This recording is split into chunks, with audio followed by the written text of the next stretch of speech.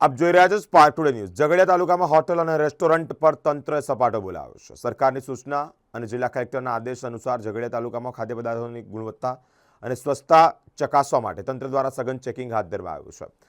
Food and drugs વિભાગ, પ્રાંત અધિકારી, પોલીસ વિભાગ, મામલતદાર, ટીડીયુની સંયુક્ત ટીમે ઝઘડિયા અને રાજપાડી વિસ્તારમાં આવેલી વિવિધ હોટલો અને રેસ્ટોરન્ટમાં અચાનક સરપ્રાઇઝ ચેકિંગ હાથ ધર્યું છે। આ તપાસ દરમિયાન ઝઘડિયા સ્થિત પ્રિન્સ હોટલ અને શ્રીરામ રેસ્ટોરન્ટ, જ્યારે રાજપાડી ખાતે આવેલ સ્વાગત હોટલ, આશીર્વાદ હોટલ અને તવાફરાય સહિતની હોટલોનું ઝીણવટપૂર્વક નિરીક્ષણ પણ કરવામાં આવ્યું છે। આ ઉપરાંત શ્રીરામ રેસ્ટોરન્ટ સહિત અન્ય એકમોમાં જોવા મળેલી ક્ષતિઓ દૂર કરવા માટે કડક સૂચનાઓ પણ આપવામાં આવી। સંચાલકોને 3 દિવસની અંદર તમામ ક્ષતિઓ દૂર કરવાની આખરી ચેતવણી પણ આપવામાં આવી છે।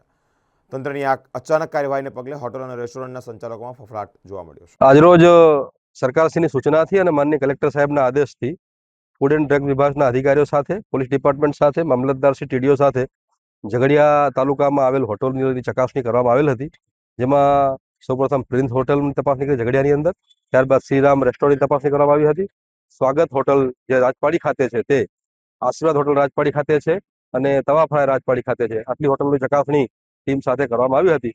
જેમાં સ્વાગત હોટલની અંદર રસોડાની અંદર સ્વચ્છતાનો અભાવ હતો અને અખાદ્ય પદાર્થો વધારે પડતા પ્રમાણમાં હોવાથી તે હોટલને બંધ કરવાની નોટિસ આપવામાં આવી છે।